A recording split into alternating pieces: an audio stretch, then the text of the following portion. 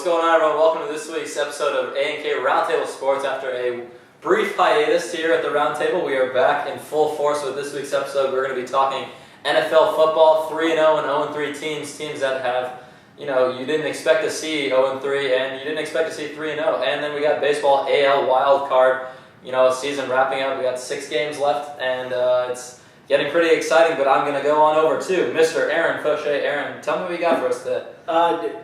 We pretty much mentioned it. I mean, crazy NFL week last week. I know personally I got killed watching those games.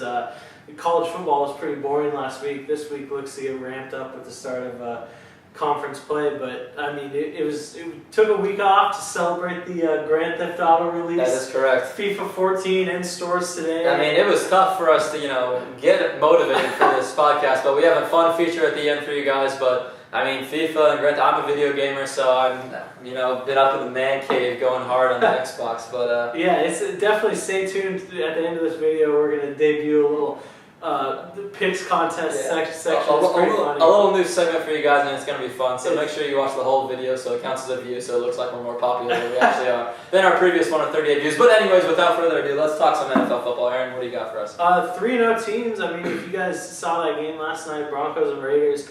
Broncos are rolling right now, 3-0. Look like the best team, definitely in the AFC. Probably debatable between them and Seattle for best team in football. But I mean, you got some other surprise teams that are 3-0: Chicago, New Orleans, Miami, Kansas City. What do you think about those 3-0 teams? Is there one that stands out to you? Or? I mean, Denver obviously has to stand out to anyone. They're ridiculous. Peyton Manning, people relate him to God because on the football field, essentially because the passer rating is constantly 1 billion, and you got guys like Decker, Welker, Thomas, all these guys that he's so many targets, and they're so versatile. Each one of them, there's constant options for Manning. Broncos, they're talking like at the Eagles this weekend, and the spread on that game is 12. Yeah. And Denver, there's already talk of is 16-0 a possibility, and the way that they're playing right now, it definitely seems like it. Yeah. But So surprise for me is, Miami is a team that you don't really put into the category of the, best teams in the NFL. You weren't expecting me to see the Dolphins. I mean, trust me, I'd be more inclined to see the Giants being 3-0 and the Dolphins being 0-3. That's kind of like something we're used to. And so seeing Tannehill and the Dolphins playing great and beating the Falcons this past weekend. Big, that's impressive. And then they got another game this weekend that who are they taking on this weekend? Monday night. Yeah, the Saints, and the Saints coming off a win against the Cardinals. Saints are another team, 3-0 team, so that's a team will fall on Monday night. Of course. And we'll have to find out who it is. But other than that, Bears have played had a big. I like the Bears a lot when they beat the Bengals in Week 1, and I think since then they've played good football. And the Pats are the Pats, and then the Seahawks. Dominant performance against the Niners, and then taking it and just destroying Jacksonville. And that's all you could expect from the Seahawks, another team that's an early favorite for maybe a Super Bowl berth. Yeah, and of course, I mean, before we go any farther, all Miami's success has to be contributed to Ryan Tannehill's wife. I think her name is Lauren Tannehill. Lauren Tannehill. There's a picture for you guys right there. You got to... Poor guy has to go home to that. I mean, so you wonder why he spends all the time at the facility getting better. So, go Dolphins, go Lauren Tannehill. I agree with you. I mean, the Broncos, especially last night, if you watch the game, I mean, I know it's the Raiders, but there's been a lot of talk about the running backs are having a lot of problems. I mean, all 3 guys got at least 10 touches, and they really look better. And so if that running game comes along, I think Denver's won some, 16 or something regular season games in a row, or maybe not. That seems a little high. I'm not sure the number, but then they've all been by more than 7 points. So Peyton Manning, I mean, throughout his career, he's been incredible in the regular season. We'll see if they can keep it going. AFC's pretty weak this year. I mean, or at least in the preseason it seemed that way, but that was something we talked about, on our NFL podcast, the fantasy football one. You mentioned, Broncos are going to roll, and so far they're rolling, and they're going to continue to roll. Yeah, and so I want to go against the Chiefs being a 3-0 team, because Alex Smith, I mean, if you watch that game last Thursday against the Eagles, I mean, I know they beat the Eagles, but the Eagles kind of I really think the Eagles beat themselves. I Yeah. mean, for an offense that's so explosive and how bad they played, turning the ball over, and those were kind of self-inflicted wounds. And I mean, if you watch the Chiefs, they weren't that impressive. Alex Smith, I mean, they don't throw the ball downfield. Dwayne Bowe, fantasy owners, I feel for you. Horrible. But Jamal Charles looks good. And the Chiefs, their schedule is pretty soft the rest of the way, so they should be all right. But how about 0-3 teams? I mean, we have a matchup of two 0-3 teams in London this weekend with the Steelers and Vikings. I know the Giants are 0-3, Buccaneers 0-3, Redskins 0-3. Is there any team out of those 0-3 teams that you see being able to make the playoffs, or are you all thinking they're kind of shot right now? You know, like I mentioned before, the Giants being a team, coming into the season, you know, I always feel like the Giants are prone for a playoff berth. You know, Eli Manning, and then the receiving core that he has with Cruz, Randall, and Hakeem Nicks, and then that's, you know, you should win like that. Yep. Like that's absurd. And then a team that I think, and I'm going to talk about them later, the Buccaneers this weekend are going to get their first win against Arizona Cardinals. I think the Cardinals' offensive line is miserable. The Bucs are going to they're going to find Freeman. Doug Martin's going to have a good game. Trust me, I think the Bucs will be fine. They're a team that we also chose early that had a good shot at making the playoffs in the end. And I think the Bucs will kind of, you know, their schedule is okay, is manageable, and I think they're going to be fine. They just had a rough start. Other than that, I mean, Washington, like you mentioned earlier, RG3 is a completely different player, is what Pierre Garçon said, and I don't even think you mentioned that. I heard that on the radio. Either way, someone mentioned it. But that's something that, I mean, Redskins, it's not there, I feel like, and then RG3 rushed back after brutal knee surgery, and he's not himself like everyone's saying. And then if you look at the other teams, Steelers is a little bit of surprise, but I think, you know, the experience that Roethlisberger has and Tomlin has, that they're going to be fine. And I think the Steelers are going to come back. Out of those 6 0-3 teams, the Giants and the Buccaneers and the Steelers, I think, are going to edge away from the rest of the 0-3 teams, and the other teams are just, you know, cellar dwellers. I mean, the Buccaneers, I'm not to disagree with you with. I think they're horrible. I mean, but they are 2 plays being away from 2-0 in that game is very winnable this weekend against the Cardinals. But I think the Giants, I mean, you look at the NFC, and as of now, the Eagles are in the playoffs with a 1-2 record. Yeah. And the NFC East is wide open. I mean, Dallas is 2-1, but Washington isn't what it seems, so the Giants are going to have 2 winnable games against them. The Giants have turned the ball over more in 3 weeks this year than they did in 11 weeks last year. You got to figure that's correctable.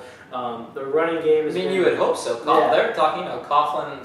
They're out for blood. Yeah. And you know, New York fans. In all sports, Yankees, Giants, and then even in hockey, the Rangers. I lived there for a while, and they're crazy about sports. And you know, the pressure might be kind of pushing down on them a little bit because expectations aren't being met, and so it's going to be interesting to see. That's a good point, because you know the East is wide open, especially with Philly, and they came out strong against Washington, and then since then Chip Kelly has now this is more pressure. I have a different situation I'm in. How am I going to overcome this? I think the Eagles are going to be better off than the Giants will. Yeah, I agree. I mean, I'm not saying the Giants are. Oh no, I understand, but your reasoning is there's good reason. I just don't. It's just what I've seen so far out of Manning. The chemistry is terrible. God, and the running backs, and Yeah, and Hakeem Nicks even came out and said, "I can't throw the ball to myself." So, I mean, that's not exactly what you want to hear. Last thing on the NFL before we move forward to baseball, a couple teams that preseason favorites are sitting at 1-2. San Francisco 49ers, Atlanta Falcons, and Green Bay Packers. I mean, San Francisco, Kaepernick is getting hammered the past couple weeks with his performance in Seattle and their loss at home to Indianapolis. But no Vernon Davis. Vernon Davis was out with that hamstring injury. It's tough. I mean, Kaepernick, still, you should be able to win that game at home against Indianapolis. And, I mean, Indianapolis played great. They ran the football well. Trent Richardson got his first rushing touchdown. I actually thought Bradshaw was the best running back on the field. But San Francisco fans, I mean, he's going to be cool. Harbaugh is such a great coach that moving forward, and Kaepernick's, he's the type of guy that I think he can deal with this pressure. I mean, definitely the San Francisco 49ers were a lot of people's Super Bowl picks starting the season, and also a lot of people's, team that's going to fall apart and implode. So some people are feeling pretty smart right now, but they're going to be fine. I mean, their defense is so good, even without Aldon Smith, who's going to rehab, which is crazy. But in next, moving on to the Falcons, I mean, I think they have some legitimate concerns there with Steven Jackson being hurt until week 7. So it'll be interesting to see how those. Yeah, Matt Ryan needs a solid running back for that offensive system to work. And so that's going to be the Falcons. Julio Jones is putting up a ridiculous number, and he's playing hurt. He's had an injured knee, and he's been battling through practice. I think he only practiced last Friday, and then he went out and put up great numbers once again, like he did the previous week. But he's doing whatever he can, and they're still 1-2. I mean, hopefully the Jones doesn't go down, because then the Falcons will be in a lot of trouble. Like I said, Matt Ryan needs these guys to be successful, and he's nothing without him. And the last one being Green Bay, I mean, you lose games at San Francisco and Cincinnati. I mean, Cincinnati's playing good football this year, so those, I mean, and they blasted Washington. So once they get, I mean, they played 2 good teams, sitting at 1-2. They're in all right shape, because those are 2 games you probably expected them to lose this year. But moving away from football, we're going to go into baseball real quick. The last week of the season, as you said, 6 games left. Tampa Bay and Cleveland are currently tied atop the wild card standings, with Texas 1 game back, Kansas City 3 games back. I know I'd personally love to see Kansas City put together a run. I think it'd be great for the Midwest, the baseball culture there. It's got a lot, the Pirates feeling with the Royals, teams that growing up you're used to they're terrible, and no one wants to watch Pirates Indians baseball. too. The Indians also, ever since the whole turnaround with Cleveland and Ubaldo Jimenez throwing well, he's throwing tonight. And he's been pitching phenomenal, and the Indians' offense is there with Kipnis and Swisher playing pretty good baseball. They're all, and Santana. Santana. And so I agree with that. I think Cleveland, but you got the Rangers on your heels, and that's kind of intimidating. I would think, being a Cleveland player and fan. Okay, we've got the Texas Rangers, teams that have made it to the ALCS, to the World Series in years past. But also a team that has been notorious for late season collapses. Exactly. There's talk of firing Ron Washington, and I mean, I'd love for the standings to stay the way they are. But if one team's going to jump in, I'd like to see Kansas City. Absolutely. But can you imagine a playing game with Tampa Bay and Cleveland? I mean, Cleveland draws probably less than 20,000 a game, and Tampa Bay draws about 400 a game. So you see a playing game between Tampa Bay and Cleveland down at the Trop. I feel like we're watching. I mean, if Cleveland, Tampa Bay playing, I feel like it's another episode of Major League, the movie, because the Indians are back, and so. And you see, I mean, I hope to God that Tampa Bay gets a new stadium or something, or at least that playing game gets 30,000 fans, because that would be an incredible game. Pittsburgh and Cincinnati in the National League, it looks like they're going to be the playing game. That's going to be a great game. Go Pirates! Hopefully, Royals Pirates finding their way to the World Series would be a dream come true for unbiased fans and people that don't watch SportsCenter every single day. Incredible finish coming up for the baseball season, I think. But also, as we say at the start of the show, college football games coming up this weekend. The start of conference play. For about the rest of college football, big games up in Seattle with Arizona and Washington. Washington looking for a big win. LSU goes to Georgia, which we'll have a pick for later in the show, as well as Arizona, Washington, and then Bama and Ole Miss. Ole Miss getting a lot of sleeper hype as someone who could make some noise in the SEC. So I know I'm going to be watching that this weekend. NFL's kind of tight. It seems like anybody can win on any given day. It doesn't seem like there's. That's the best part. Yeah, exactly. That's what's so exciting which about sports. Is a huge difference. I mean, from past years, aside from Jacksonville, I'd say, and maybe Oakland. I mean, Oakland gave Indy a run in Week 1, but I don't really think there's a horrible team in the NFL outside of Jacksonville. So we'll see how that plays out. But if you know us, we're picking people. We're always throwing stuff out here. So we're going to try some inspired from SVP and Rosillo and Colin Cowherd's show, The Herd, on ESPN Radio. They give their weekly picks and kind of keep track throughout the year. We think that'd be pretty funny, so we're going to start it off here with the inaugural A&K Roundtable Sports top 10 for the week. And Are you ready? Because here we go. I know you got bills to pay. I know you want to send little Tommy to school with a new backpack and some new school supplies. So here's what we're going to do. We're starting the top 10 this week in Athens, Georgia. I'm taking LSU +3 against the Georgia Bulldogs. Zach Mettenberger's been playing good. They got the momentum rolling there, so I'm going with the underdog there. Coming back to the desert, I got ASU -6 against USC. Arizona up in Washington +9.5 at Washington. I know I'm going to regret that later when they lose by 30. Those are 3 for the college game. Moving to NFL, we're going across the pond to London, baby. I'm taking the Steelers pick against the Minnesota Vikings. Steelers lost their first game. Lost to the worst team in history last week in the Browns. Brian Hoyer, baby. I hate you. And lastly, it's going with the Falcons -1 against New England at home. 1-2. New England has looked shaky at times this season.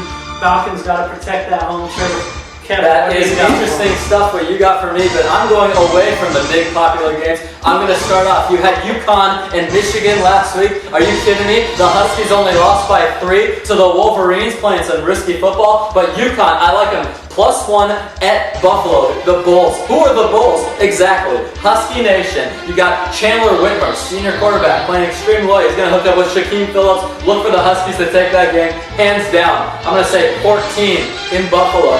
Moving away from that, Ball State Cardinals, 3-1. Have you seen Keith winning? 15 yards, 1,315 passing yards so far, 9 touchdowns, 2 interceptions, playing exceptional football. Toledo Rockets. Are you kidding me? That's nothing. Ball State's going to walk in there with their -2.5 and they're going by 25. Cal at Oregon. What? Are you kidding me? You got Marcus Mariota already the top of the Heisman projection. Oh yeah, you think Cal's going to cover 36? I do. I do think Cal. Cal is going to go. They're at +36. Cal will cover at Oregon. You kidding me? Kevin's crazy. Did you see his picks? The tabloids are going to be going crazy. I'm taking Cal. +36. Give me the points. They're going to cover at Oregon. Jared Goff has played phenomenal as a freshman. Look for Cal to hang on to the spread. They had a good game against Ohio State, but that's neither here nor there. This weekend, Cal, +36 Oregon. Okay, Boomer Sooners is what I'm talking about now. Oklahoma, -3.5 at Notre Dame. God, there's no one I hate more. God, no one I hate more than Tommy Rees. I hate the guy. I don't think he's good. Bob Stoops will prevail over Brian Kelly. Big game Bob. Big game Bob. Sturps. Yeah, Bob Stoops is going to take it. And then the finale. I mentioned it earlier, and I think it's going to go. Bitter as a Cardinal fan. They are who we thought they were, as we heard before from Dennis Green in the conference, and that's true. Because the Bucks, -2.5 against the Cardinals. This weekend, those 5, you're going to see Doug Martin. Like I said, out the gate, gotcha Arizona, Tyrann Mathieu in his dust. And then Freeman's going to be fine. The poopy Cardinals offensive line doesn't stand a chance. Those 5, these 10 are your picks. The top 10, the inaugural top 10 for the weekend. And we can't wait to do this every week. We're gonna come back. We're gonna keep track.